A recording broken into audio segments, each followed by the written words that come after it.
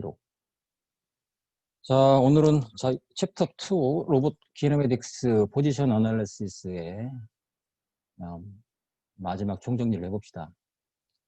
자, 우리가 지금까지 계속해서 이제 전기과학이라는 얘기를 했었고, 전기과학 개념을 얘기했었죠. 개념. 그 다음에 이제 데나빗 아텐버그 리프레젠테이션은 오늘 주로 다룰 거고, 그 다음에 이제 주로 이제 4x4 변환 행렬 요거에 대해서 계속 얘기를 했다는 얘기죠. 네, 개념이죠. 전기과학이 뭐냐? 네, 그리고 말단부의 포지션, 오리엔테이션. 네, 이걸 구하는 거죠. 포지션, 오리엔테이션을 구하기 위해서 지금 이제 변환 행렬이라는 개념을 도입했다는 거지. 인버스 키네매틱스. 역기구학은 뭐냐? 예, 주어진 말단부의 포지션 위치에 대해서 그거에 매칭되는, 대응되는 조인트 앵글. 이걸 구하는 거죠. 그래서 이제 2장에서는 이 역기구학을 구하는, 오늘 뭐 말미에 좀 나오지만 2장에서 이 포지션 레벨에서 역기구학을 구하는 방법은 특별한 게 없어요. 그 머니플레이터 타입에 따라서 약간 그러니까 시행착오적으로 어떤 기하적인 방법을 이용해서 구하거든. 근데 이 역기구학을 구하는 데 있어서 그 3장은 이제 포지션이 아니라 벨라스티 어널리시스, 속도 해석이거든. 그게 필요한 이유는 그러니까 포지션 레벨에서는 역기구학 구하기가 굉장히 난해한 문제가 될 수가 있고 케이스 바이 케이스 이렇게 되지만 그걸 양면을 한번 미분해 가지고 이제 어떤 속도 관계를 끌어내면은 그 로봇 조인트 속도와 엔드 이펙터의 속도 자세 간의 어떤 그 속도 관계를 끌어내면은 그때는 괜히 얘기 시작한 것 같은데 이왕 시작했으니까 그 조인트의 각속도와 엔드 이펙터의 속도 사이에는 선형 관계가 됩니다. 선형, 리니어 릴레이션십. 그래서 그 얘기는 무슨 얘기냐면은 역기구학을 구하기 쉽다는 얘기예요. 왜? 매트릭스 인버스를 통해서 역기구학을 속도 레벨에서는 수월하게 구할 수가 있습니다. 그게 이제 3장의 거의 목적이라고 볼 수가 있거든. 3장의 그 로봇 키네매틱스, 벨라시티 어널리시스가 왜 챕터를 구분했느냐? 그건 한마디로 역기구학을 구하기 위한 그 선형적인 해를 구하기 위해서 그렇다. 네, 그게 이제 3장의 내용이 나옵니다. 일단은 그러니까 2장에서 이 전기구학에 대한 개념을 분명히 잡아야 되는 거죠. 그리고 2장에서 나왔던 그 트랜스포메이션 매트릭스가 3장의 그 속도 관계, 굳이 말하면 이제 구체적으로 얘기하면 자코비안 어떤 매트릭스를 구하게 되는데 그 자코비안 매트릭스를 구할 때 2장에서 구한 트랜스포메이션 매트릭스가 다 이용돼요. 그러니까 2장을 건너뛸 수가 없어요. 3장의 관계를 얻으려면 반드시 2장을 거쳐야만 됩니다. 그 다음에 여러분들 중간중간에 질문 있으면은 질문하면서 가면 제일 좋아요. 네. 나 혼자 이렇게 뭐 얘기하는 건 별로 재미도 없고 여러분들의 소리가 들려야만 내가 좀 그렇잖아요. 뭔가 이렇게 상호작용이 있어야지 이게 사람이라는 게 그렇지. 여러분 안 보이잖아. 안 보이고 뭐 소리도 안 들리면은 그게 이제 온라인 단점은 이건 것 같아. 장점도 있지 물론 여러 가지 장점도 있지만 결정적인 단점은 이제 소통이 안 된다는 거. 네, 그거죠. 안 된다는 것보다는 예, 잘만 이용하면 소통이 더 쉬울 수도 있다는 생각이 들어요. 네. 오히려 온라인이기 때문에. 그래서 트링크 머니플레이터 예를 들면 이제 트링크 머니플레이터는 역기구학, 전기구학을 여러분들이 이 삼각형 관계를 이용해서 수월하게 구할 수 있다 이거예요. 결국 이제 주어진 세타1, 세타2에 대해서 이 XY를 구하면 이게 전기구학이고 주어진 어떤 로봇의 엔드 이펙터가 어떤 이 패스를 A에서 B로 지나간다고 할 때 이 포인트 있잖아요. 이 포인트에 대한 이 세타1, 세타2의 그 솔루션 이걸 구해야만 이걸 결국 이제 조인트 컨트롤에 이제 이용을 하는 거죠.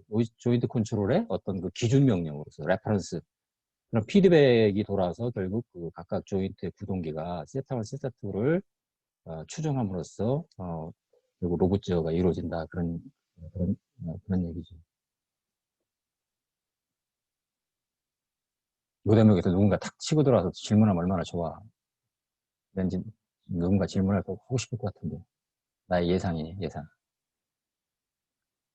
그리고 로봇 메커니즘의 특징은 이렇게 멀티링크, 시리얼 체인이죠. 멀티링크. 멀티링크. 링크가 이런 게 시리얼 형태로. 직렬로 쭉 연결돼가지고, 끝에가 오픈됐잖아요, 오픈. 오픈룩, 시리얼 체인. 이렇게 얘기하면 되지. 다물체, 멀티가 되면서, 당연히 조인트가 독립적으로 회전할 수가 있잖아요. 그러니까, 다자유도 시스템이다. 이런 얘기지. 네, 그런 얘기죠. 마지막에 열려있는 오픈룩 메커니즘이다. 이런 얘기입니다. 여기도 포버 메커니즘, 이런 경우는 뭐 뭐 여러분들 다른 과목에서도 가끔 나오잖아. 클로즈, 페르프 기구라고 할 수가 있는 거지. 자, 여기부터 그래서 이제 4x4 트랜스포메이션 매트릭스를 구하기 위한 과정인데, 일단은 우리가 이제, 공간상의 점이라고 했는데, 어떤 위치라는 건 이제 위치 벡터죠. 위치라는 건 벡터로 표현한다. 3차 공간상에서 x, y, z 포지션이 있을 것이고, 이 w는 스케일링 벡터. 이렇게 이제, 왜냐면 트랜스포메이션 매트릭스가 4x4이기 때문에 요거 디멘전을 맞춰주기 위해서 그렇게 되는 거거든요. 자세를 어떻게 표현할 것이냐? 예, 자세라는 것은 3x3, 3x3 로테이션 매트릭스로 표현한다. 그래서 이 NOA, 이 엘리멘트가, 그리고 NOA 강체, 또는 ND 팩터가 XYZ 기준좌표계와 이루는 디렉션 코사인 매트릭스가 해결된다. 그런 얘기죠. 여기서 이제 여러분들이 이제 롤, 피치, 요를 이제 끌어내는 것이 이제, 또 이제 오일러 앵글로서 이제 끌어내는 거죠. 독립적인 변수 3개, 오일러 앵글. 근데 그건 이제 좌표계 그 회전 순서에 따라서 오일러 앵글 결과는 달라질 수 있다고 그랬죠. 그래서 이렇게 이제 어떤 그 로봇 핸드 또는 로봇 엔드 이펙터의 다시 한번 얘기하지만 여기 NOA는 이 핸드에 고정돼서 핸드와 같이 움직이는 강체 좌표계예요. 그러니까 다시 얘기하지만 이 NOA의 원점의 위치가 이 엔드 이펙터의 위치가 되는 거고, 이 NOA가 XYZ 기준 좌표계와 이루는 자세가 이 핸드의 자세가 되는 겁니다. 네. 그거를 이렇게 3x3 로테이션 매트릭스, 이게 자세가 되는 거고, 3x 벡터, 이것이 바로 요 원점 위치죠. 요 원점. 요 NOA 좌표계 원점의 위치다. 그러니까 여기 표시를 했지만 여기다 다시 그린 건데, N은 그러니까 이제 NOA 이건 마지막이라면 보통 이제 육자유도로 보시면 N이 6인 경우거든. 그럴 때는 어떻게 될까요? 여기 이제 X6, 이게 Y6, 이건 G6 이렇게 되는 거죠. NOA, XYZ 순서를 기억하라. 순서. 그래서 이게 이제 여기 보면 이제 NOA 좌표계, 그냥 말단부 좌표계 원점의 위치가 이렇게 P 벡터, 요 부분이죠. 가 되고, 그 다음에 NOA가 XYZ와 이런 디렉션 코사인 매트릭스가 요건데, 요 NOA 좌표계가 지금 이제 XYZ 기준 좌표계에 대해 어떤 자세를 갖고 있죠. 거기에서 이제 오일러 앵글, 롤피치오를 끌어내는 것이 이제 남아있지. 지난 시간에 좀 얘기를 했네. 그리고 이제 그 핸드의 좌표계를 이렇게 이제 보면 이제 근데 이건 이제 핸드가 있을 때 그리퍼인데 그리퍼의 아랫 방향을 X로 잡고 사이드를 Y로 잡고 이제 앞으로 뻗어나가는 방향으로 지축을 잡았잖아요. 지축으로. 근데 이거는 좀 로봇에서 보통 이렇게 하는데 다른 분야는 좀 달라요. 항공기 같은 경우는 이렇게 잡지 않죠. 항공기는 오히려 전방 방향을 X로 잡죠. 그리고 이제 이 오른쪽 날개를 Y로 잡고 아래를 지축을 잡거든. 내가 알기로는 그래. 그러니까 조금 다르지. 예를 들어서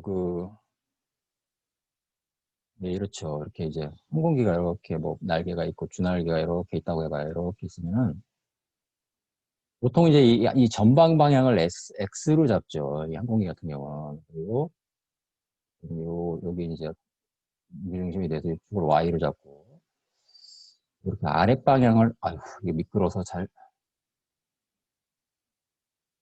요걸 지축으로 잡죠. 이렇게 잡아가지고 보통 이제 롤, 피치, 요 이렇게 얘기를 하는데 그래서 항공기 같은 경우 X축에 대해서 보통 롤로 정의하거든요. 롤로. 그러니까 무슨 얘기냐면 이렇게 보통 이제 우리가 비이클 앞으로 전진하는 비이클은 이렇게 요 방향을 이걸 롤로 잡거든. 이렇게 이거 롤이란 말이에요. 개념적으로.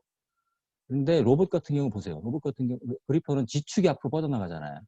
그러니까 지축에 대한 것이 이게 롤이에요. 이게 롤. 이쪽이 롤로 이렇게 그러니까 그리퍼가 있으면 이렇게 요 방향 이게 롤이고 피치는 이제 항공기 같은 경우 보통 이제 Y 방향, Y 방향. 여기도 Y는 맞아요. 이거 사이드 방향이 Y는 맞거든. 그래서 여기 피치에 대해서 이제 그 세타 보통 피치로 표시하고 이렇게. 그다음에 이제 항공기 같은 경우도 이렇게 쳐드는 방향으로 이렇게 이제 세타를 잡고. 그다음에 이제 요는 이제 이렇게 좌우로 흔들리는 걸 요라고 하잖아. 요. 어. 버스 아까 동력학 시간에도 비슷한 얘기 했다고. 저기 버스 같은 경우도 왜 그 고속버스 타면 여러분들 뒷자리 앉으면 이게 좌우로 많이 흔들리잖아, 이렇게. 그래서 이 뒷자리 앉으면 요가 심한 거죠. 저 좌우로 막 흔들리니까. 이것은 왜 그래요? 이 지축에 대한 현해가 있기 때문에 그렇다는 얘기거든. 항공기는 그런데 여기는 근데 로봇 핸들 보세요. 로봇 핸들 같은 경우는 아래쪽 방향 요 X축에 대해서 부사해야 되거든요. 요 차이가 있지. 근데 내가 지금 이렇게 이제 X, Y 지축에 대해서 항공기 같은 경우는 롤 피치요. 그 다음에 로봇 같은 경우는 GYX죠. 순서를 보면 AON. AON에 대해서 롤 피치요를 갖다가 롤 피치 요를 갖다 이렇게 그렸는데 이렇게 그리면 벌써 틀린 거죠. 이거 왜 틀렸을까? 틀렸다는 의미는 이건 개념적으로 롤 피치 방향이 이렇다는 걸 개념적으로 얘기한 것이고 엄밀하게 얘기하면 이렇게 고정된 좌표기에 의해서 롤 피치가 도는 게 아니에요.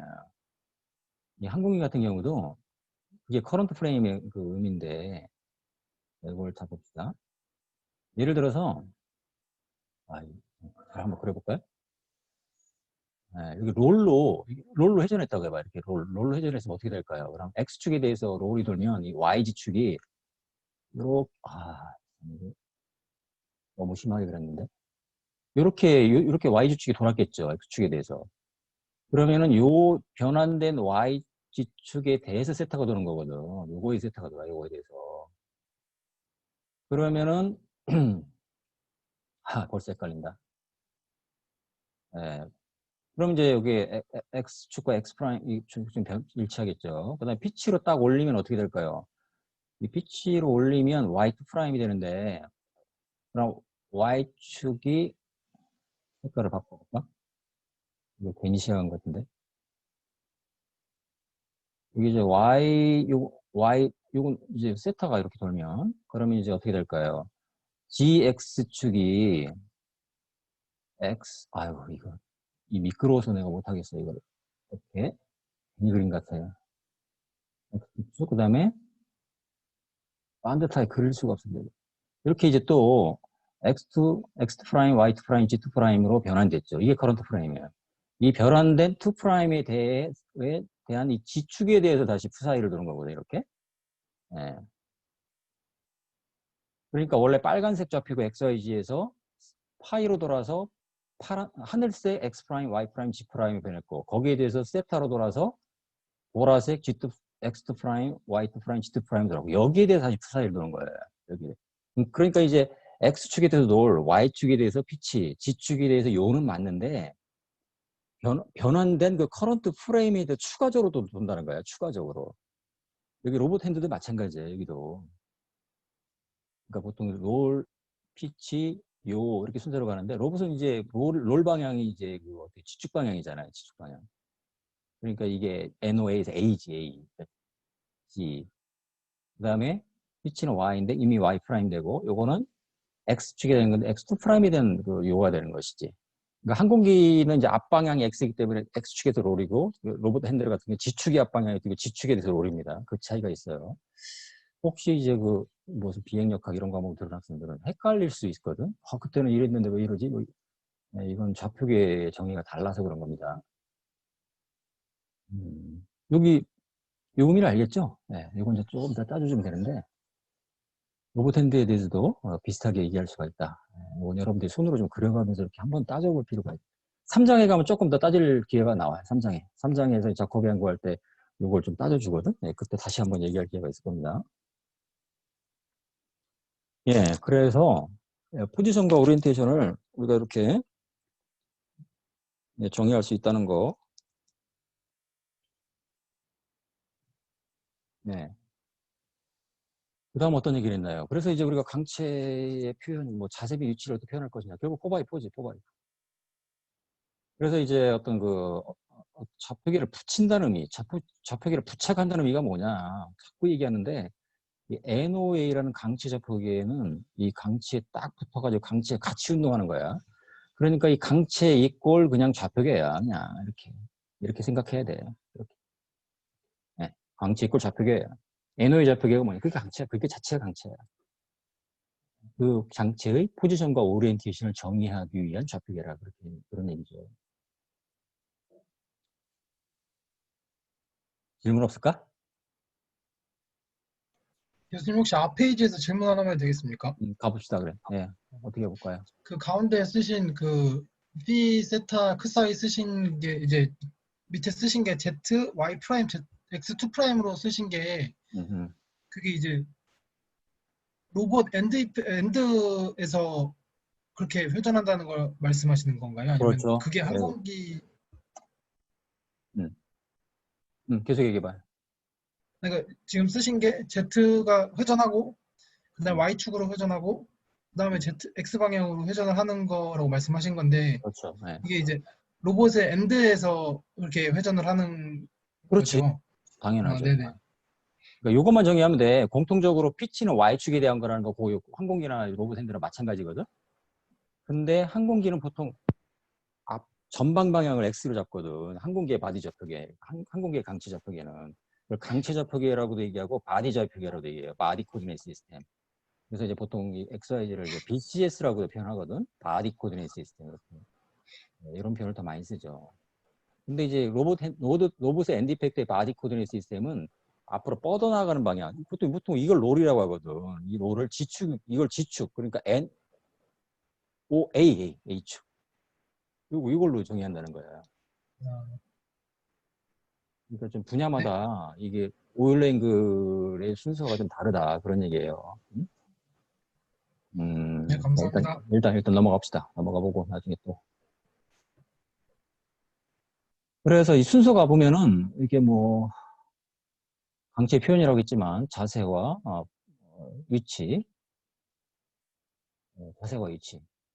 그러니까 강체 좌표계의 위치는 이제 원점 위치고 자세는 NOH축이 XH축과 이루는 비례식 코사인 매트릭스. 나중에 가면 롤 피치 앵글 이렇게 되는 거지.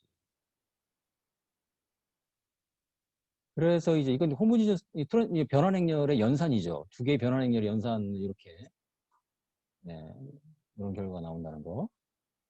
그다음에 이제 여기서는 이제 그 트랜스포메이션의 예를 장황하게 들고 있어요. 사실 굉장히 장황하게 들고 있는데 오히려 너무 장황해서 여러분들이 혼란스러울 것 같다는 느낌도 들어요. 결론은 사실은 로봇의 링크를 따라가는 우리가 변환을 구하고자 하는 건데 근데 그거를 이해하기 위한 기초가 되는 거기 때문에 맞죠. 이런 과정을 이런 식으로 이제 어떤 그 과정을 거쳐서 설명하는 것도 맞다고 보거든요. 스튜어 트랜스레이션은 말 그대로 자세 변화 없이 그냥 그대로 원점이 그대로 이동하는 거죠. 이렇게. 그대로 이동하는 거예요. 그러면 요거가 요 트랜스레이션 벡터 뒤에 XYZ 성분이 있을 거잖아. 추가적으로 이만큼 더 변환했다는 얘기지. 요건 뭘까요? 요거 F 올드라는 건 뭘까요? 요거는 원래 이동하기 전에 좌표계의 원점의 위치 P, 그다음에 그 위치 자세 R 이렇게 되는 거지. 그러니까 트랜스레이션만 하면은 이렇게 자세히 변화는 없는 거지. 로테이션은 이제 X축에 대한 로테이션, Y축의 로테이션, Z축의 로테이션은 이렇게 여러분 따져볼 수 있죠. 이건 디렉션 코사인 여러분들이 쉽게 뭐 X, Y에 대해서 이렇게 해보면 이렇게 이제 N으로 변했다. 이렇게 NO. 그럼 이건 G축에 대해서 세타만큼 지금 해결하는 이런 경우를 생각하면 여기서 어떤 걸까요? 요거죠, 요거. X축, Y축에 대해서 해봐도 여러분 뭐 비슷하게 나온다. 그런 얘기지. 컨바인드 트랜스포메이션은 이건 이제 뭐 트랜스레이션, 로테이션, 트랜스 로테이션 이게 왔다 갔다 할 수 있는데 로테이션은 그러니까 연속 변화에서 로테이션은 순서가 중요하다는 거죠. 순서가 달라지면 결과가 달라진다는 거고. 트랜스레이션은 순서 상관없다. 네. 그리고 이제 기준좌표계에 대한 변환이면은 프리 멀티플라잉이라는 거. 그다음에 어디 갔어요? 예. 커런트 프레임에 대한 변환이면 이제 포스트 멀티플라잉이라는 건데 이거를 하는 목적이 결국 예제가 지난 시간에 얘기 자세히 했었죠. 예제 이해고 예제 시 이해식을 서로 이렇게 비교했는데 결국은 이거라고 얘기했어요. 우리가 지금 링크를 따라가는 변환을 구하기 위해서 결국은 이제 어떤 포스트 멀티플라잉 그다음에 현재 접촉에 대한 개념이 나오는 건데 이렇게 커런트 프레임이라는 거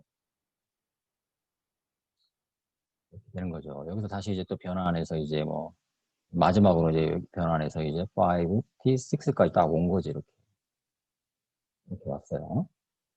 네.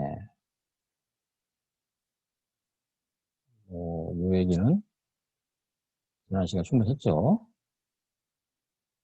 네, 그래서 이제 네, 이렇게 요 그림 다시 한번 보면 이렇게 어떤 핸드가 이렇게 NOA 요건 자세도 0이고 위치도 0이죠. 이렇게 변환해 왔어요. 사실은 근데 이렇게 변환해 왔다는 것이 이게 이제 링크를 따라가 변한다는 거지. 링크를 따라가 링크에서 여기까지 딱 온 거야. 이렇게. 링크 이렇게. 링크를 거쳐서 엔드 팩터는 현재 이러한 자세와 위치를 갖게 된 거지. 그 의미죠. 그런데 그래서 이제 이제 여기 이제 보통 우리가 관심 있는 것은 이제 좌표의 원점 위치란 말이에요. 원점 위치를 왜 그 강체 위치로 봤으니까 그런 건데 교과서 예제 이해구나 요 이해식을 보면 그 예제를 보면 이제 강체 내 한 점의 위치로 주어지고 그것이 어느 점으로 갖겠냐 그런 예제가 나오거든. 그래서 이걸 써준 건데 원래 이제 이게 뭐 원점 위치라면 초기에 000이었겠죠. x0, y0, z0가 이렇게 000이었을 텐데 이 핸드의 좌표의 원점이 아니라 어떤 위치의 초기 위치를 우리가 그것이 어디로 갔냐 분명히 변환해서 어디로 갔겠죠. 예를 들어서 요 귀퉁이 여기 한 점, 요 점의 위치가 변환되면 여기로 갔을 거 아니에요. 그럼 원래는 요게 XYZ에 대해서 요런 위치를 가졌는데 변환된 위치는 이거잖아. 이거. 요 벡터. 요 벡터가 바로 XYZ죠. 요거하고 헷갈릴 것 같아서 내가 따로 요거 XYZ. 요 PNOA가 PXYZ로 변환됐죠. 원점 위치는 000에서 얘로 변환됐죠. 얘가 뭐예요? 이게 요거지. 지난 시간에 이 얘기를 좀 많이 했지. 그래서 만약에 특정 한 점의 어떤 원점, 그러니까 좌표의 원점 2의 점에 대한 변화를 구하려면 이렇게 구하면 된다. 이렇게 구하고, 여기 2를 써준 이유는, 이거 왜 그럴까요? 2를 써줘야만, 여기 4x4에다가 4x1을 곱하면 어떻게 nx, x0, 5x, y0, ax, g0 플러스 px잖아요. 그러니까 만약에 이 원점의 변환이 없다면, 그게 아니라 좌표의 원점이 이동이 없다면 px, py, pg는 000이 되겠지. 예. 그러니까 여기가 만약에 그 초기 위치가 그 좌표의 원점이었다면 여기가 000이 들어갈 거죠. 그러면은 요거 곱하기 요거 해봐요. 어떻게 돼요? px만 남잖아요. 그러니까 이제 그 말미에 이렇게 1이라는 스케일링 팩터를 곱해주는 이거 거기 있는 거지. 4x4에 대한 연산을 매칭시켜주기 위해서 그렇게 된 거거든. 왜 생뚱맞게 갑자기 2를 쓰느냐 이렇게 생각하면 안 된다는 거예요. 네.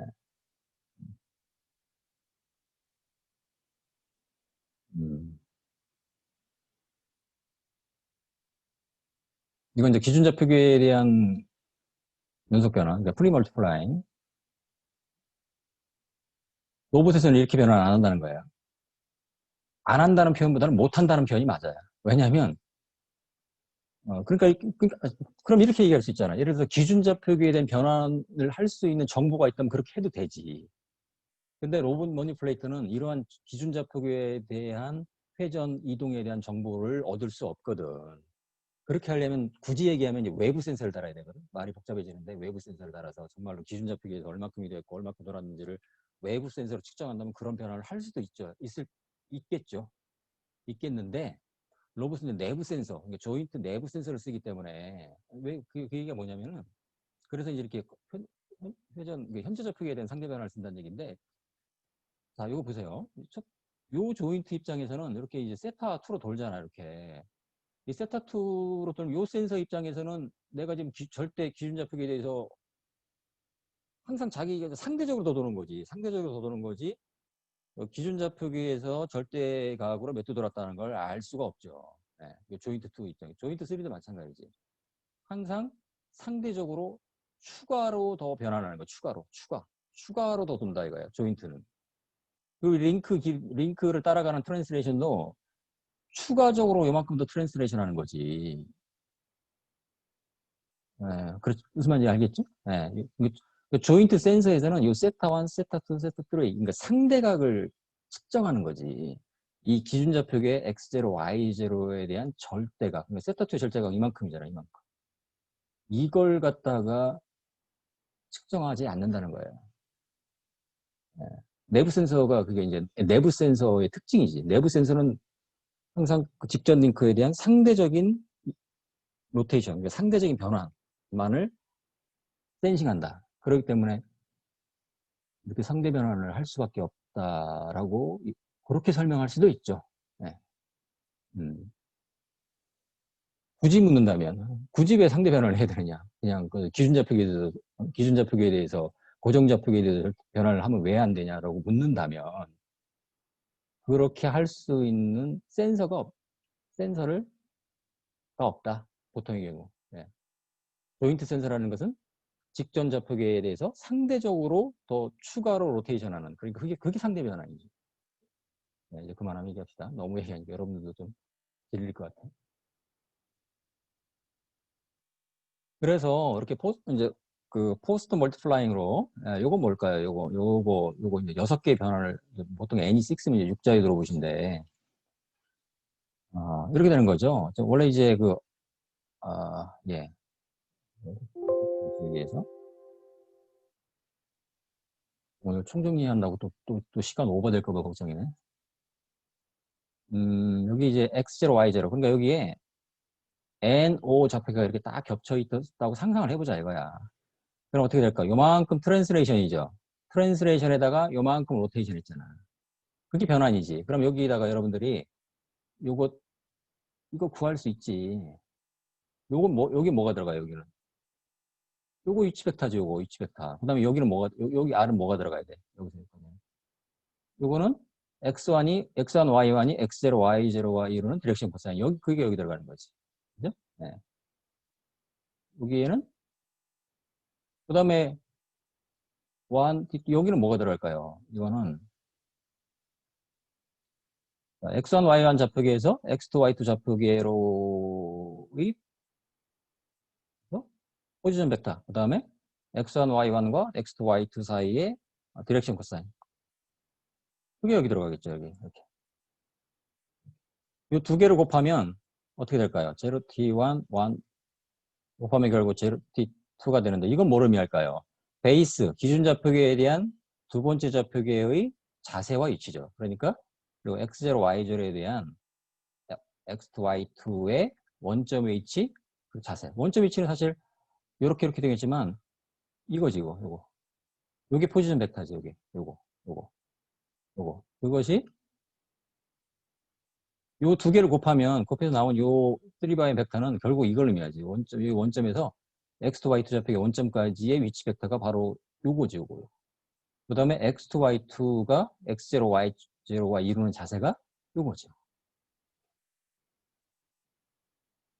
계속 곱해 나가면 마지막으로는 어떻게 돼? 이렇게. n이 6이면 이렇게. 이걸 구할 수 있잖아요. 그럼 마지막에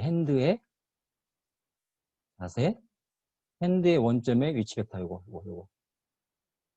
요거가 여기 딱 오겠지. 여기도 그랬는데 현재 좌표계 이동이라는 의미가 거기 있습니다. 이렇게 변환해서 마지막 요거는 결국 NOA와 일치하는 거죠.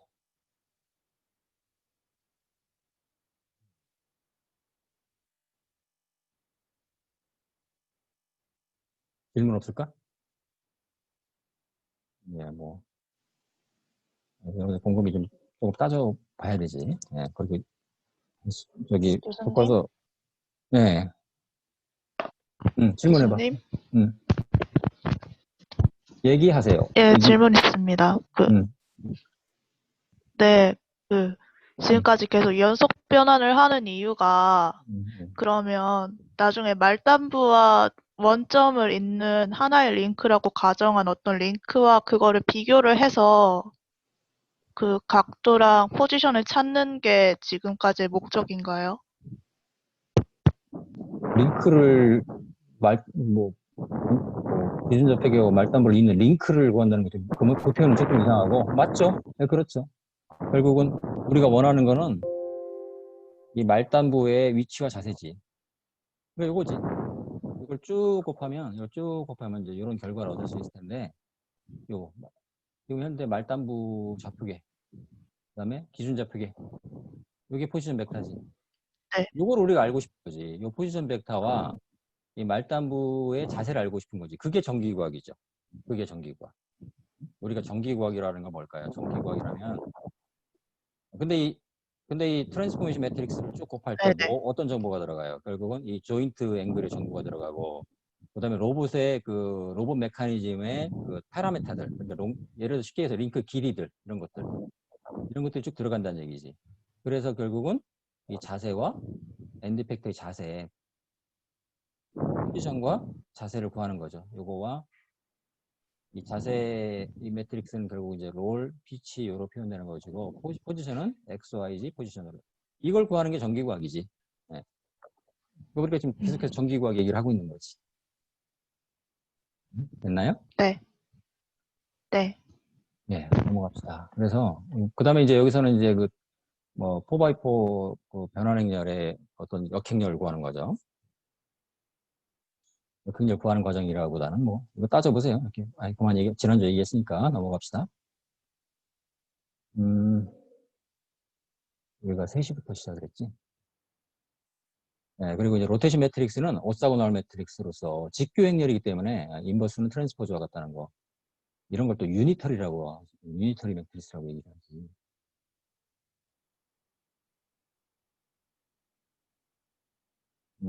근데 이제 그 머니플레이터 타입에 따라서는 이렇게 이제 게인트리 타입 같은 게 이건 이제 교과서에 나와 있으니까 정리한 거야. 그다음에 이제 이렇게 실린더가 코디네이트를 써도 된다고 이렇게 이런 자폭기를 쓸 수 있는 형태의 머니플레이터도 존재한다. 근데 우리가 일반적인 그 다관절 머니플레이터는 이렇게 관절 자폭기를 쓴다. 관절 자폭기라는 게 뭘까요?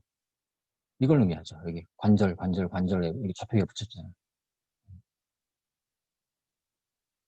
그래서 이거를 이제 특히 스페셜 메커니즘 경우에 DH 메소드를 이용해서 관절과 관절 사이, 조인트와 조인트 사이 변환을 우리가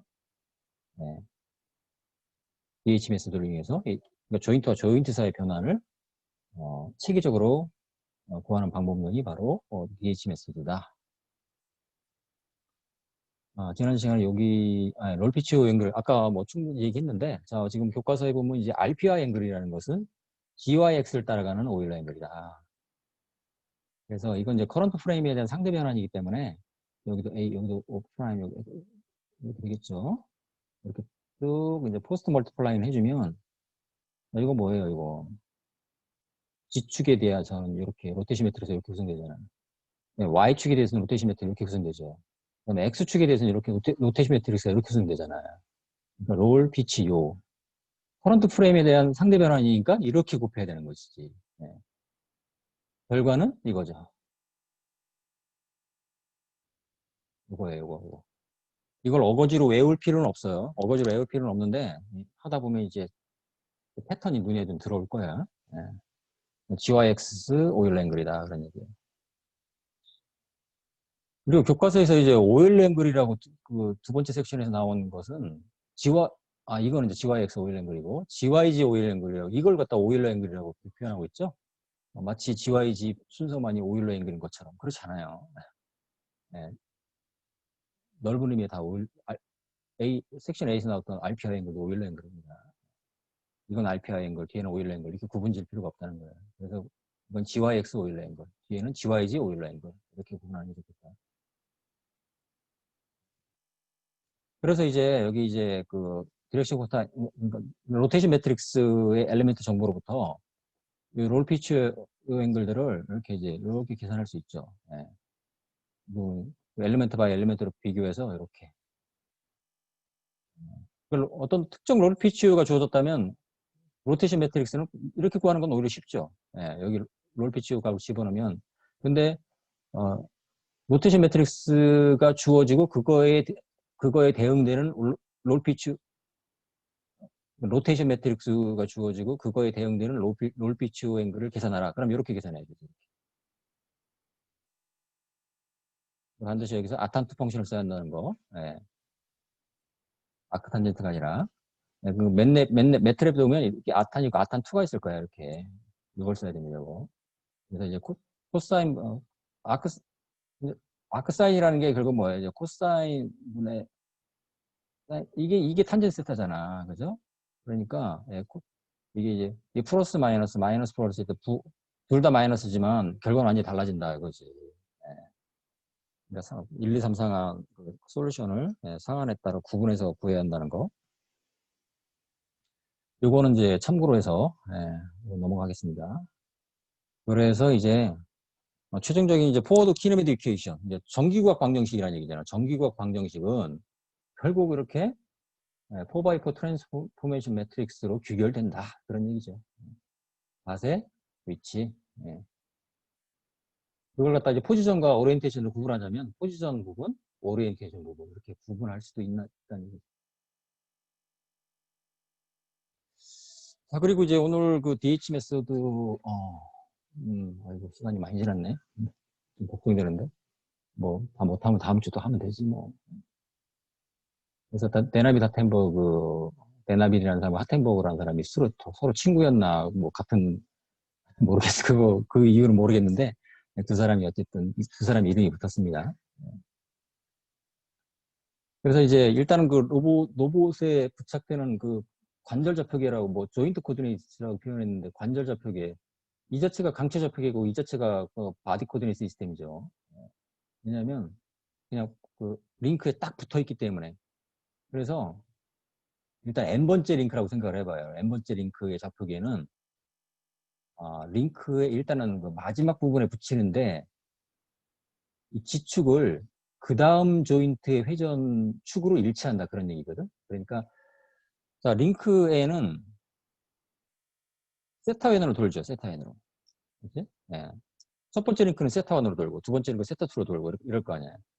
근데 이 세타n은 그 직전 n-링크의 지축에 대해서 전한다. 그러니까 이 GN축에 대해서는 이제 그 다음 링크가 세타n 플러스 이렇게 도는 거죠. 이렇게 정의를 합니다. 항상 그리고 그 레볼루트 조인트를 항상 지축으로 맞춰요. 지축. 항상 회전은 지축에 대한 것이다. 이걸 기억해야 회전은 지축에 대해서. 관절 접촉계를 이렇게 정의한다는 거. n번째 링크의 접촉계는 마지막 부분, 말단부라고 하면 또 엔드팩트로 헷갈리니까 링크의 끝부분에 그 다음 조인트의 회전축과 일치시킨다. 이렇게 되는 거지. 그리고 이제 보면은 보통의 이제 머니플레이터가 레볼루트 조인트인데 가끔 프리즈매틱 조인트가 있어요. 프리즈매틱 조인트는 뭐냐면 링크가 이렇게 빠져나오는 거야. 이렇게 직선으로. 가끔 그런 경우가 있거든. 흔하지는 않은데 이제 여기 이제 그 스탠포드 암이 바로 그런 경우예요. 스탠포드 암 같은 경우는 이제 여기에 보면은 세 번째 조인트가 이게 이제 요렇게 돌고 세타1으로 돌고 그다음에 요렇게 세타2로 돌고 세타3가 아니라 이게 베리어블이에요. 이게 베리어블. 세타3 이 링크가 이렇게 빠져나 이런 운동을 한다는 거예요. 이렇게 이런 운동을 해요. 그래서 이게 변수예요. 세타1, 세타2 변수인데 여기 세 번째 조인트에서는 그 프리즈매틱 조인트라고 합니다. 프리즈매틱 레볼루트가 아니라 그리고 나머지들은 다시 이제 또 세타1, 세타2, 세타3가 아니라 D3 그 다음에 여기에 대해서 세타4 그다음에 항상 G축에 대해서 온다는 거예요. G5는 어디 갔나요? 아, G5, G6는 겹쳐 있는데, G, 세타, 그렇죠? 아니지. 나도 막 헷갈립니다, 지금. G4에 대해서, 아이고, 가만 있어봐. 네. 이거야, 나도 헷갈린다. 그렇죠. G4에 대한 세타 5가 돌아야 되겠죠? G3가 어디 갔어? G3가 어디 갔어요, 그럼 G3? 왜 G3가 안 보이지? G3 축이 안 보이냐? 아, 여기 있네. 이렇게 안 보이네. 이게 좀 복잡해 보이는데, G3 축에서 이렇게 이제 세타 4가 된다는 거고, 세타 5, G5 축에서 세타 6. 나중 말미 따져보도록 하고. 여기 이제 프리즈매틱 조인트 같은 경우는, 예, 레볼루트 조인트와 프리즈매틱 조인트 두 가지가 있다는 거. 근데 항상, 인터넷 연결이 불안정하다고 막 나오네. 여러분들 잘 나오나요? 네. 끊기지 않았나 모르겠네. 잘 나옵니다. 예, 봅시다. 그래서, 레볼루트 조인트인 경우는 당연히 이 세타가 베리어블, 이게 세타가 변수죠. 이게 변수예요. 보통 이게 레볼루트 조인트 이렇게 돈다 이거야. 근데 프리즈매틱 조인트 같은 경우에는 그 세타가 베리어블이 아니라 이 D가 베리어블이에요. 그러니까 여기서 말하는 것은 뭐냐? DH 파라미터라고 돼 있는데 n번째 링크를 생각해 보자는 거예요. n번째 링크는 세타 n으로 회전하는 링크 또는 dn으로 프리즈매틱 운동을 하는 조인트 그 링크 이렇게 볼 수가 있거든. 이걸 어떻게 기억하냐면은 일단은 이제 이렇게 생각하자. 세타 DA 알파 이렇게 변환한다는 얘기거든.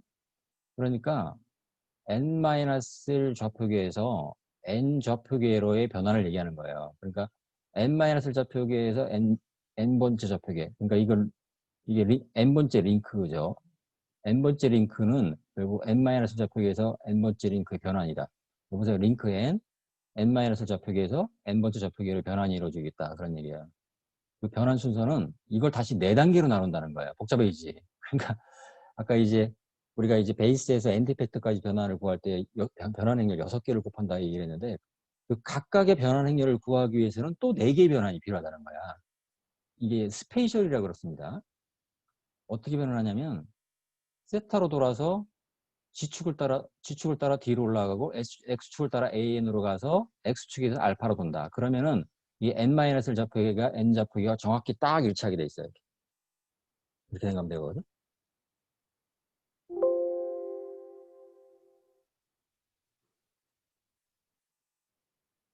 여기 이걸 설명하거든. 자, 그러니까 지금 N-좌표, XN-1, Y는 일부러 그리지 않았어요. Y는 뭐냐, GX, 이렇게 G축에서 X축으로 돌면 이 엄지손가락 방향의 Y이기 때문에 Y축은 복잡하니까 그리지 않는 겁니다. 통상 그리지 않아요. X축과 G축만 그린다는 거예요. 일단 직관적으로는 X축은 그냥 링크 방향이라 생각하면 일단은 쉽고 G축 방향은 그 레볼루트의 회전 방향이다 이렇게 생각하면 일단은 그렇게 생각하는 게 좋아요. 일단은. 자, 그래서 우리가 지금 n-1축의 원점이 여기 있죠. 그 다음에 이제 n-1 좌표계에서 n 좌표계로의 변환이다. 다시 얘기하면 n-1 좌표계 여기 이제 여기서 n 좌표계로의 변환이다. n 좌표계라면 xn, yn, g 이렇게 되겠지. 이건 이제 xn-, yn-, gn- 이렇게 변환해 간다 이거예요. 변환해 간다는 의미는 뭐냐? 이렇게 변환해 가면 이 주좌표계는 딱 일치한다 그런 얘기예요. 정확 딱 겹칩니다. 아까 우리가 평면 이 예를 들었는데 여기를 다시 보면 좀 쉬울 수 있는데 여기서도 그렇잖아요. 이 X0, Y0 베이스 이건 기준좌표계인데 이런 변화를 거치면 이게 무슨 얘기예요? 트랜스레이션 로테이션 했으면 요 X0, Y0가 X1, Y1과 딱 겹친다고 생각할 수 있잖아요. 이 변화를 거치면. 그렇죠? 그러니까 요 조인트와 조인트 사이 변환, 이 변환을 다시 4개의 아까 이제 세타 DA 알파, 세타 DA 알파라는 4개의 변화를 거쳐서 요걸 각각을 구한다는 거예요. 그러니까 조인트와 조인트 사이에 세타 DA 알파가 변한다는 얘기죠. 그리고 이 4개 중에 하나가 베리어블인데 보통 세타가 베리어블인데 D가 베리어블이 되는 경우가 프리즈매틱 조인트 케이스다 그런 얘기예요. 그리고 다음에 A와 알파는 뭐냐? 그건 이제 링크의 형상을 얘기하는 거예요. 보통 A는 링크의 길이고 알파는 이제 그 회전축의 이 평면형인 경우는 무조건 지축이 일치하잖아요. 그러면 결론적으로 얘기하면 뭐냐면은 이 지축이 항상 일치하면 무조건 알파는 무조건 다 0이에요. 무조건 다 0이에요. 그런 거거든. 근데 여기 보면은 이제 이 그림 같은 경우는 지축이 다 이 화면에서 나오는 방향이 다 지축이잖아요. 그럴 경우에는 이 알파는 무조건 다 0입니다. 근데 스페셜 머니플레이터는 이제 지축이 이렇게 돌 수도 있고 또 이렇게 돌 수도 있고 이렇게 돌 수도 있고 그렇죠. 그럴 때는 그 상대적인 각도가 바로 알파예요. 그러니까 알파는 지축과 지축 사이의 그 각도를 보통 의미합니다.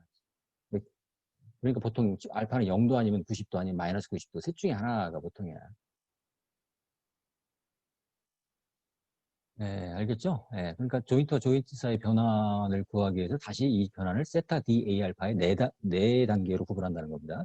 이게 데나비다 템버그 메소드예요.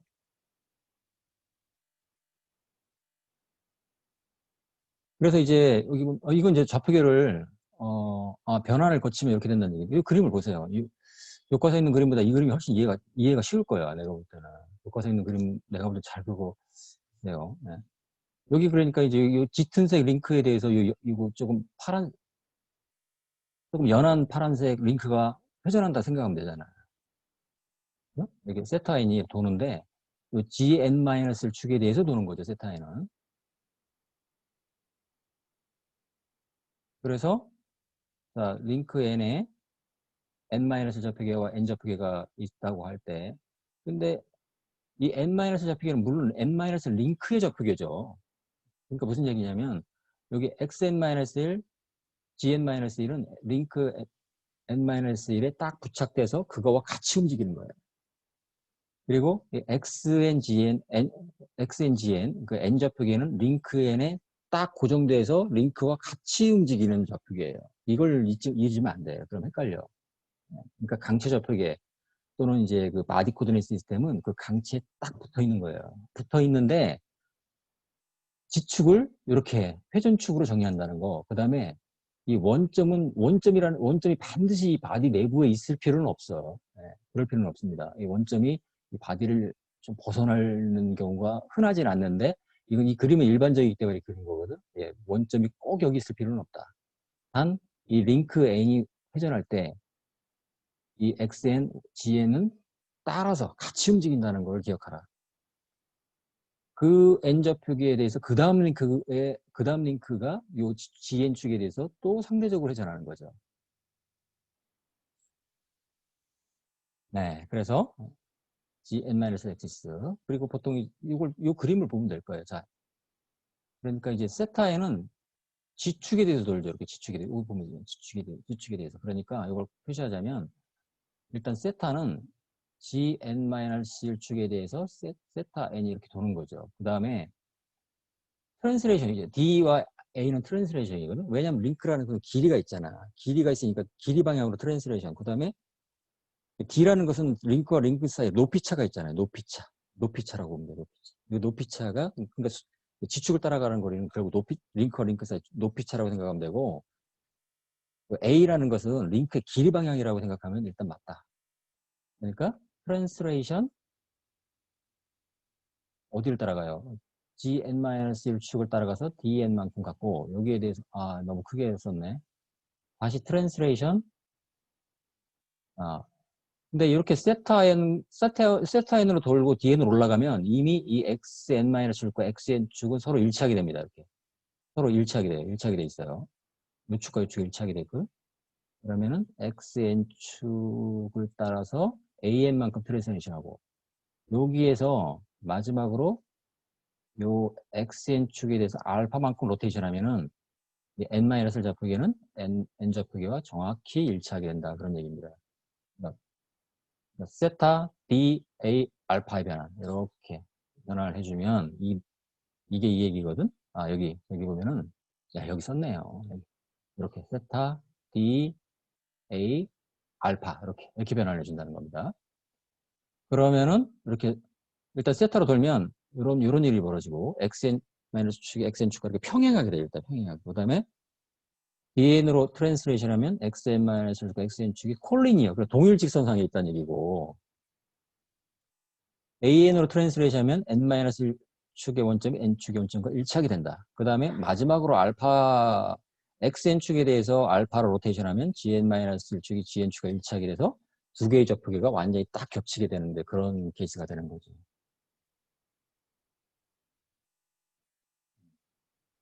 그래서 요 네 개의 트랜스포메이션 매트릭스를 곱한 게 이거죠. 자, 세타 로테이션, D 트랜스레이션, A 트랜스레이션, 그 다음에 알파 로테이션. 이렇게 포스트 멀티플라잉. 왜? 커런트 프레임에 대한 상대 변환이기 때문에 그런 거예요. 그러니까 조인트와 조인트 사이의 상대 변환을 이렇게 다시 4단계로 나눈다는 거. 그래서 이 4개를 쫙 곱하면 이런 결론이 나오죠. 요거는 여러분들이 조금 연습하면은 눈에 자연스럽게 들어와야 되고 좀 요거는 억지로 내우는 게 좋아. 왜냐면 이건 또 3장에서 쓰이거든. 3장에서 그 야코비안 매트릭스를 구할 때 어거지로 외울 필요는 없어요. 근데 어거지로 해야지. 근데 조금 신경 써서 외우려고 노력을 하라. 네, 안 외워지는 걸 억지로 외울 필요는 없고 연습하다 보면 이제 눈에 들어올 거라는 얘기입니다. 네. 그 4단계를 딱 곱하면 조인트와 조인트 사이 트랜스포메이션 매트릭스는 이렇게 표현됩니다. 이건 그러니까 DH 파라메타로 표현된 트랜스포메이션 매트릭스가 되는 거죠.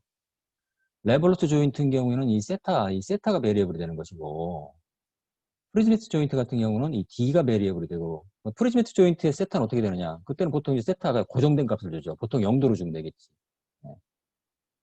어떤 또 형상을 갖고 있다면 특정 세타 값을 가질 수 있는데 그런 경우보다 보통 이제 세타는 프리즈매틱 조인트 같은 경우는 세타 회전이 없다고 보고 그냥 0으로 그때 0으로 들어가는 경우가 내가 좀 여유를 부렸네. 아이고 내가 좀 시간 조절을 못한 것 같아. 네, 그래서 뭐 이 얘기 또 할 필요 없죠. 그 다음에 이제 그리고 이제 예제가 나오는데 여러분들이 DH 파라미터 테이블을 채워봐요. 그러면은 그러니까 요 1, 2, 3, 4, 5, 6이 뭘 의미할까요? 그리고 첫 번째는 베이스에서 첫 번째 링크에 대한 거죠. 이게 링크 1에 대해서 요런 변환이 있지. 그러니까 베이스 프레임에 대해서 여기에서 교과서에서는 이제 그림을 갖다 베이스 좌표계를 여기도 뒀는데 아이고 왜 그렇게 그랬나 모르겠어요. 누가 봐도 이 베이스가 여기가 베이스처럼 느껴지지가 않잖아. 베이스 좌표계는 여기다 두는 게 맞지. 그래서 G0 축에 대해서 이렇게 세타원이 돌아가는 거죠. 이렇게. 베리어블은 세타원이 되고 D는 G축을 따라가는 변환이라고 했잖아. 그러니까 요만큼 길이, 요게 이제 첫 번째 링크의 길이를 L1이라고 한다면 D1은 L1이 되는 거죠. 이렇게. 그 다음에 A는 뭘까요? A는 X축을 따라가는 변환이라고 했으니까 여기 0이 되지. 알파는 뭘까요? 알파는 G0 축과 G1 축의 각도. 딱 봐도 90도죠.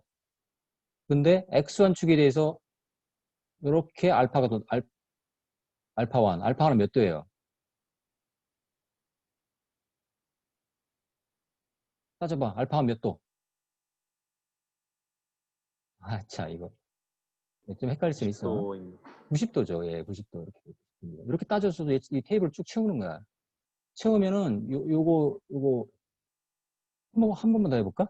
2에서 3으로 가면 어떻게 될까? 이 그림이 근데 조금 안 좋은 그림이에요. 왜 그러냐면, 이게 이제 보통 이제 이 베리어블, 이런 경우는 이제 퓨마 타입으로 보통 6R 매니플레이터라고 하거든? 무슨 얘기냐면, 레볼루트 조인트 6개로 구성됐다고 해서 6R이라고 해요. 6R 매니플레이터라고 얘기하는데, 그럼 이제 이게 뭐 당연히 베리어블은 세타2, 세타3, 세타4, 세타5, 세타6 이게 될 텐데 요 그림은 이제 보통의 이제 홈 포지션이라고 해가지고서 세타 1, 2, 3, 4, 5가 00000인 걸 또 홈 포지션이라고 하거든. 그러니까 이제 원래 홈 포지션에 있을 때 작업을 시작하는 거죠. 근데 이 그림은 홈 포지션 그림이 아니야. 그러니까 이게 막 어떤 거 일부러 막 돌아가 있잖아. 그렇잖아요. G2에 대해서 이렇게 세타3가 도는데 봐도 지금 두 번째 링크, 세 번째 링크 어떤 각도를 갖고 있잖아. 그러니까 이게 이 홈 포지션을 그려줬으면 좋았을 텐데 이게 홈 포지션이 아닙니다, 지금. 그러니까 조금 무슨 얘기를 하고 싶냐면은 현재 이 그림은 이 세타1 이것들이 전부 0도인 케이스가 아니라는 걸 감안하고 따져줘야 돼. 근데 뭐 크게 다르진 않는데 이게 이제 보면 이제 요만큼이 지금 이렇게 됩니까? 이거 마이너스 이게 세타3 이렇게 돌아가니까 이건 어떻게 마이너스 한 30도쯤 됐겠네. 그지? 이렇게 돌아와 있는 그런 말이죠. 그래서 이거를, 이 홈 포지션을 따져주면서 여러분들이 한 번은 꼼꼼하게 그려볼 필요가 있다. 2에서 3으로 가는 것은 이제, 뭘 하는데,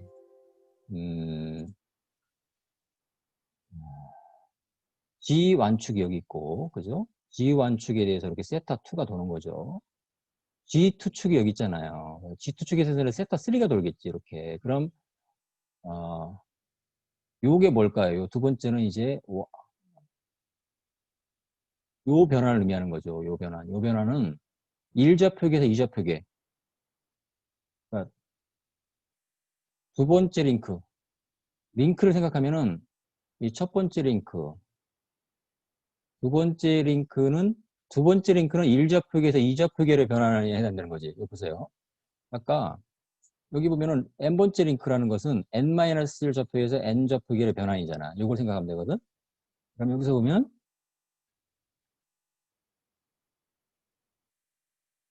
그러니까 나도 막 헷갈리기 시작하는데 1 t2는 어떻게 될까?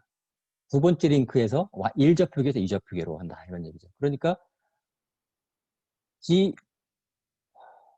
G1축에 대해서 세타2가 돌죠. 그리고 G축으로 따라가는 거리는 이런 경우는 이제 요 원점이 요 완접 1좌표계의 원점과 2좌표계의 원점이 동일 평면상에 어떻게 되나 동일한 그 YZ 평면? YZ 평면이 있다면 G축을 따라가는 거리는 0이지. 이건 사실 거리가 있을 수도 있어요. 왜냐하면 어떤 단차가 있을 수 있거든. 근데 일단 0으로 두는 게 맞겠죠. 이 그림에서는. 그 다음에 A라는 것은 X축을 따라가는 거리인데 이 X1축을 따라가는 거리. 이게 이제 지금도 세타2가 0이 아니죠. 이게 세타2가 요만큼 돌아 있잖아요. 요만큼 돌아 있어서 그런 건데 세타2가 0인 경우는 정확히 요 길이 두 번째 링크 길이가 A2가 되죠. A2는 그러니까 L2가 된다는 거. 근데 알파는 G1축과 G2축 사이의 각도 어떻게 돼요? G1축과 G2축 사이의 각도가 몇 도예요? 이런 경우 0도죠? 0도니까 알파는 0입니다. 이렇게 치워나가는 거예요. 쭉 치워나갑니다. 교수님 질문이 네. 있습니다. 네. 그 D 채운 거 0이라고 하셨는데 여기? 저게 그 2에서 D 채운 걸 0이라고 하셨는데 네. 저게 어느 정도 그 값을 가지고 있는 거 아닙니까? 그럴 수도 있어요. 근데 아니 저 그림상에서 보면은 저 3점에서 튀어나온 동일 평면상이 아니라 그 뒤에 있는 링크까지의 수직거리 아닌가요? 그러니까 이쪽 방향 거리. 네. 네, 그 거리인데, 근데 이 그림상으로는 구분이 안 돼 있죠. 구분이 안 돼 있고, 그 이좌표계의 원점이 그냥 일좌표계의 원점과 같은 평면에 있다고 가정하고 트랜스포메이션 문제는 없지. 왜냐면 우리의 목적 어차피 마지막이니까. 그렇게 볼 수 있거든. 네. 지금 하는 말이 무슨 말인지 알겠거든. 이걸 이렇게 위에서 이렇게 내려다보면 첫 번째 링크는 이렇고 이 얘기를 하는 거죠. 두 번째 링크 이럴 거란 얘기잖아. 네. 아주 날카로운 그 관찰인데 맞아요. 근데 이제 이걸 위에서 내려면 이럴 텐데 좌표계 원점이 이제 여기 있다가 여기 있을 수 있지 않냐는 거잖아. 그게 아니라 그냥 그러니까 요렇게 갔다가 되돌아오면은 그러니까 요것만 같은 평면에 있으면 어차피 갔다가 오니까 말이 참 복잡하다. 그걸 결국은 이제 그 좌표계 원점을 내가 직선으로 표시했는데 요 평면에 원점을 두면은 결국 갔다가 마찬가지죠. 이거 무슨 말인지 이해할지 모르겠는데. 그리고 이 그림에도 그 D에 해당되는 거리는 표시를 안 했거든. 그러니까 원점이 동일 평면에 있다고 가정하고 트랜스포메이션에도 문제 없습니다. 조금 따져보면 되고, 그 다음에 이렇게 이걸 쭉 채워보면 여러분들이 한번 채워보세요. 채워보면은 이제 그걸 구할 수 있죠. 그래서 결국 하고 싶은 얘기 뭐냐면은 교과서에 예제 이 답이 있나 모르겠네. 이 테이블을 채우고, 그리고 테이블에 해당되는 값을 여기다가 딱 집어넣으면은, 여기 집어넣으면 이제, 조인트와 조인트 사이, 그러니까 좌표계와 좌표계 사이의 그 트랜스포메이션을 구할 수 있죠.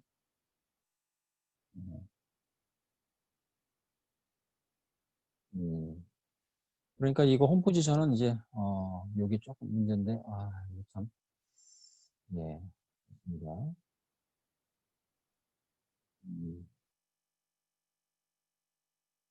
내가 강의 노트에 어디 답을 적어놓은 게 있을 것 같긴 한데 옛날에 여기 내가 답만 적어줄게. 전에 그린 거 여기도 해놨는데 세타1 요거는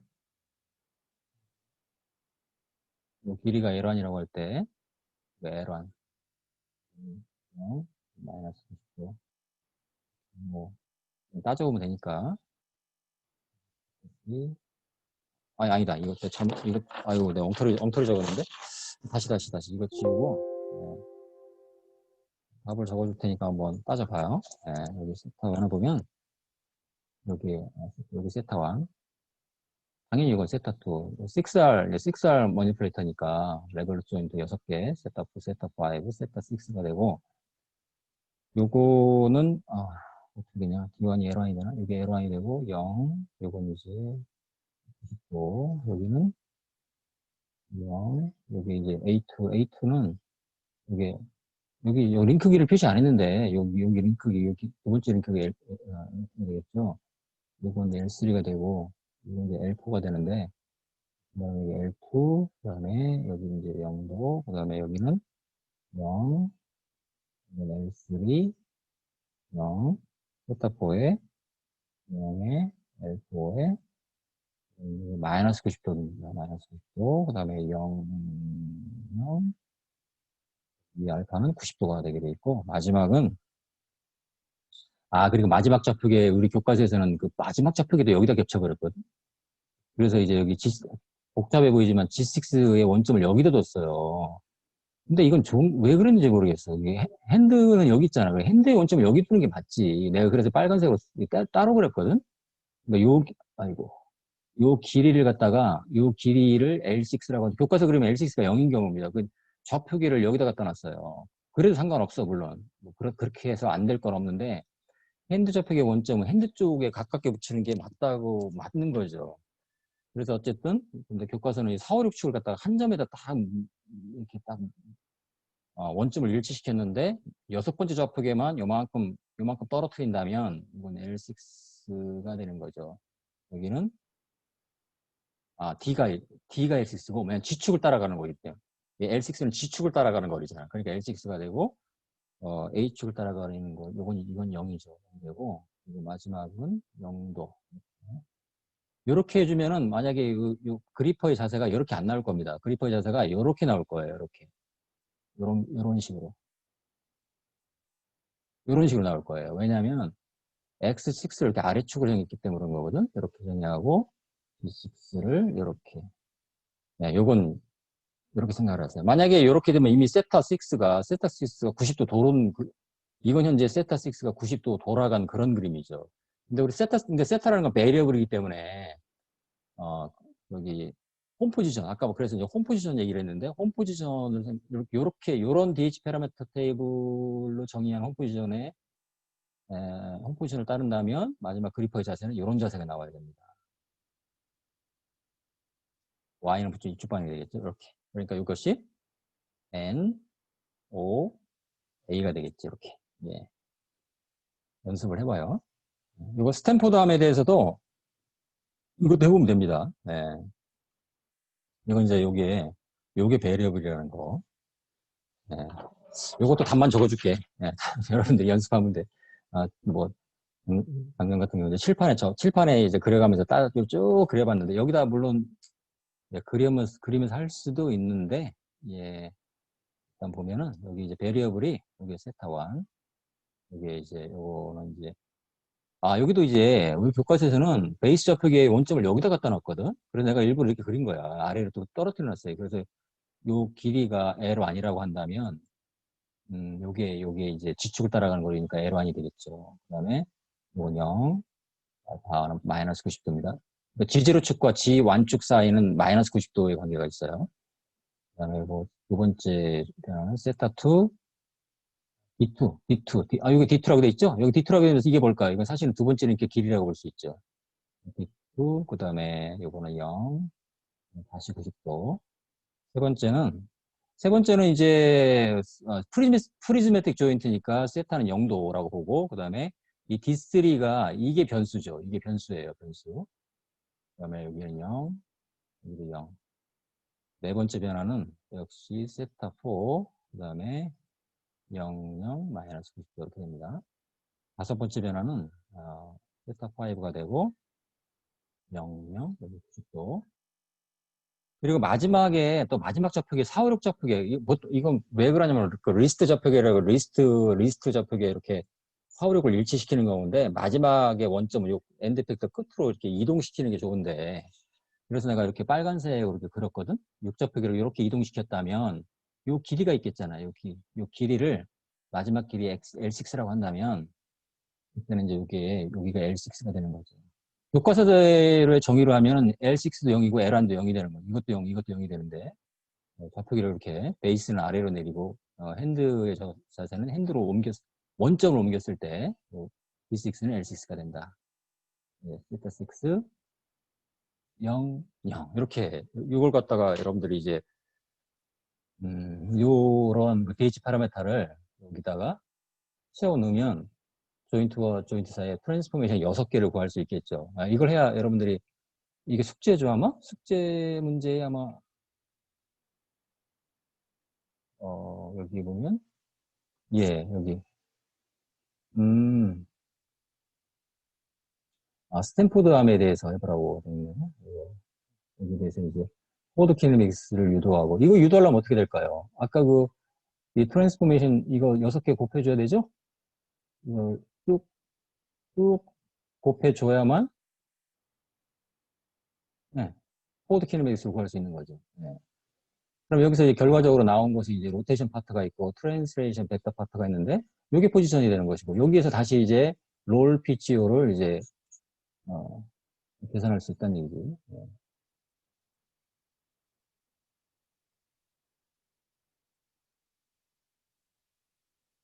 시간이 많이 됐네. 애매한데. 그리고 이제 마지막 주제로서 이제 인버스 키네매틱 솔루션인데, 결론적으로 이 포지션 레벨에서의 역기구학을 푸는 특별한 방법은 존재하지 않는다. 그런데, 근데 이제 이런 게 있죠. 여기 얘기한 대로 포지션 레벨에서 특별한 규칙이 존재하지 않는다. 주로 기하적인 방법, 지오메트릭 메소드를 쓰고, 트랜스포메이션 매트릭스 엘리먼트를 비교해서 솔루션을 구한다. 그러니까 이제 그런 경우가 있어요. 그러니까 머니플레이터를 설계할 때 역기구학, 그러니까 포지션 레벨에서 역기구학이 존재하는 머니플레이터를 설계해야 되죠. 가끔 역기구학기를 못 찾는 경우도 있거든. 그런 경우가 있습니다. 근데 이제 알려진 사실은 이게 있어요. 역기구학해가 존재하기 위한 충분 조건으로서 마지막 3 레벨로 조인트가 한 점에서 인터섹션. 그러니까 4, 5, 6축, 그러니까 G4, G5, G6가 한 점에서 만난다면 역기구학에는 반드시 존재한다는 게 충분 조건으로 존재한다는 사실이 알려져 있어요. 그러니까 이제 머니플레이터 설계에서 마지막 4, 5, 6축의 4, 5, 6축의 지축을 쫙 연결했을 때 한 점에서 인터섹션이 돼야 된다. 이 조건은 꼭 만족하도록 머니플레이터 설계를 하는 거죠. 그래서 보통 머니플레이터 설계를 할 때 이제 역기구학회를 풀어보고 그렇잖아요. 설계했는데 역기구학을 도저히 구하기가 너무 힘들어. 그럼 곤란하잖아. 그래서 머니플레이터 설계 단계부터 역기구학 솔루션을 반드시 고려한다는 겁니다. 그래서 이거는 이제 그 퓨마 타입 그 6R 머니플레이터의 그 역기구학회를 구하기 위한 하나의 과정만 적은 건데, 여기 보세요. 이제 베이스에서 핸드까지의 트랜스포메이션 매트릭, 여기 이제 A라고 표시했는데, 이 A1이 이제 요거죠. 쭉 곱해서, 그럼 이제 최종적으로 이런 트랜스포메이션 매트릭 구할 수 있잖아요. 그럼 여기에서 결국 우리가 원하는 건 뭐예요? 여기서 원하는 것은 이제 세타 1에서 세타 6를 구하는 건데, 어떤 이제 애널리틱한 폼으로, 수식적인 폼으로 구하는 건데, 이제 전기과학에서 주어진 건 이거지. 전기과학에서는 이 4x4가 주어졌는데 여기서 얘를 어떻게 끌어낼 것이냐 문제.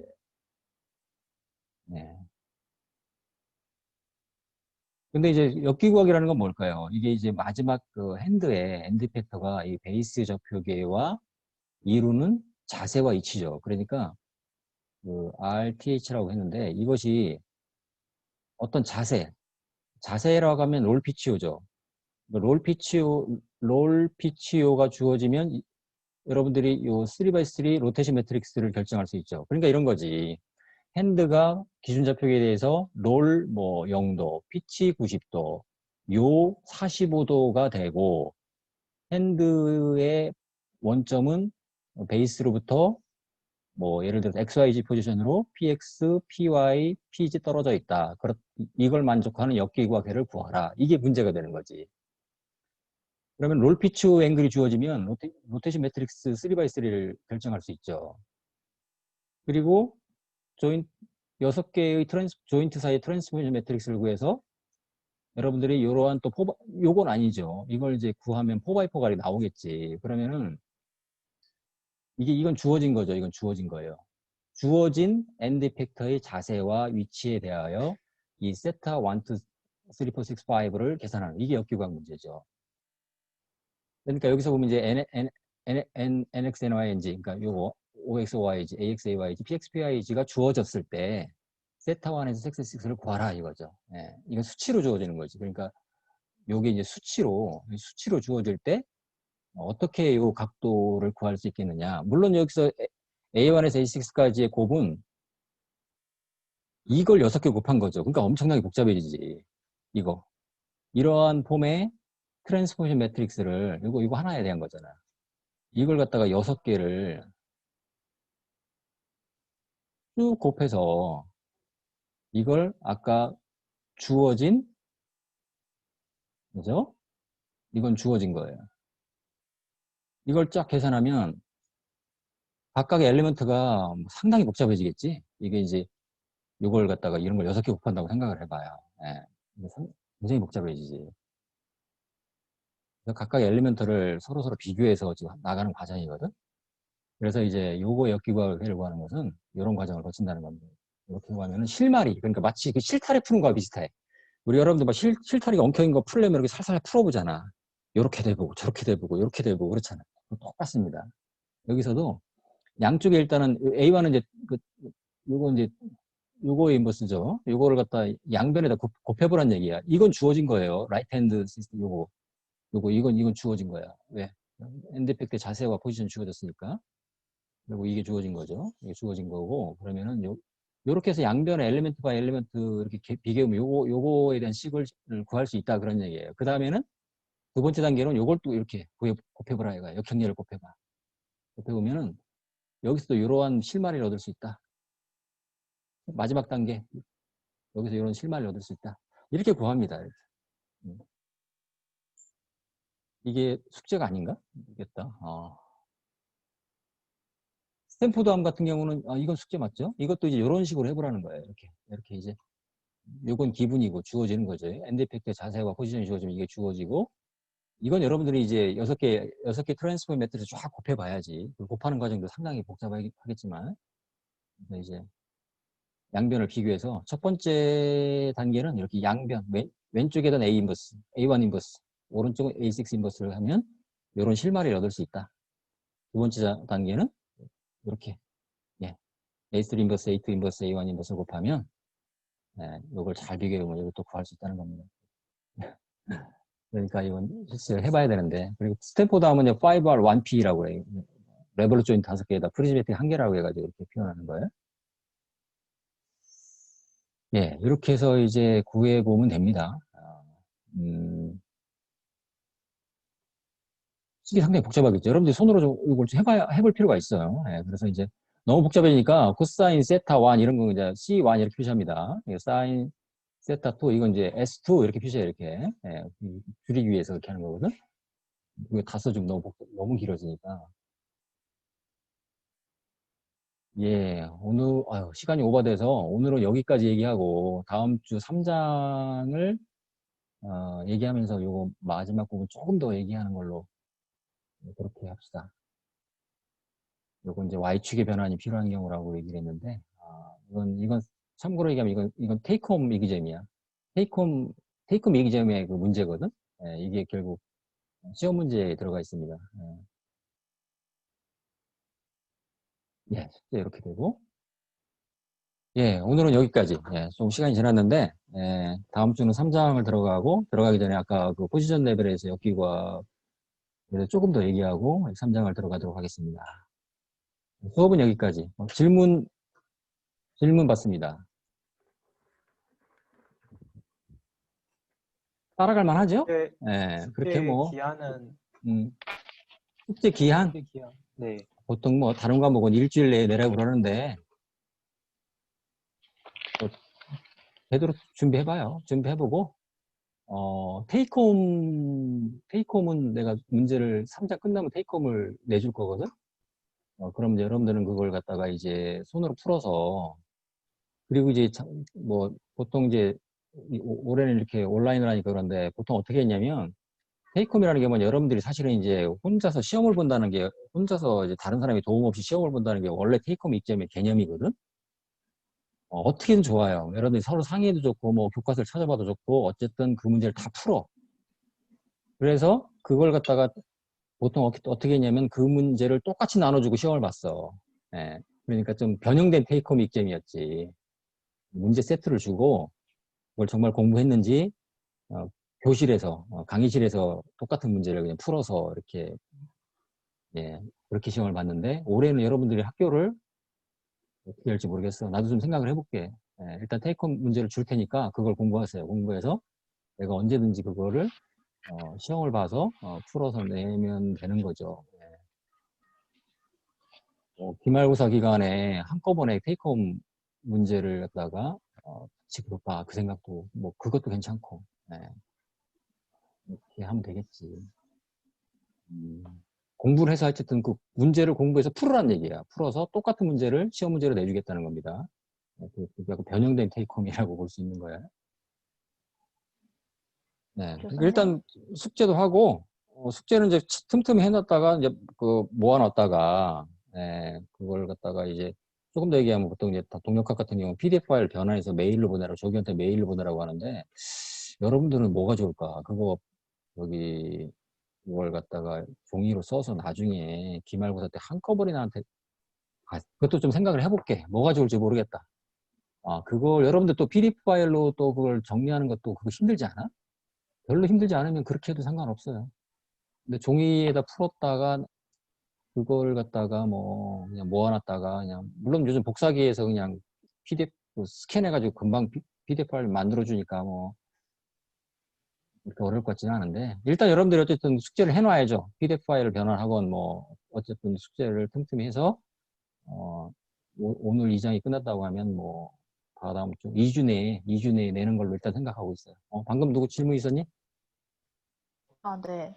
음. 그 오일러 앵글 할 때 오일러 앵글의 종류에 따라서 그 값이 달라질 것 같은데 그러면 롤 피치용 값을 기술을 할 때 오일러 앵글 종류를 적어 놓던가 하나요? 그렇죠. 예, 그렇지. 그러니까 아까 얘기했듯이 GYX 오일러 앵글만 따지겠다는 거예요. 그냥 교과서에서 그러니까 RPY 앵글로 정의된 것만 따지겠다는 겁니다. 이 과목에서는 그것만 하겠다는 거예요. 네. 자, 감사합니다. 시간이 많이 돼서 네, 숙제는 여기 뭐예요? 수업은 끝났습니다. 혹시 질문 있는 학생들은 질문하도록 하고 예, 오늘은 좀 시간이 많이 됐네. 네, 그래서 오늘은 그럼 여기까지 하겠습니다. 질문 있는 학생들은 추가적으로 뭐 나중에 생각나다 그럼 전화해도 좋아요. 오늘은 여기까지. 수고하셨습니다.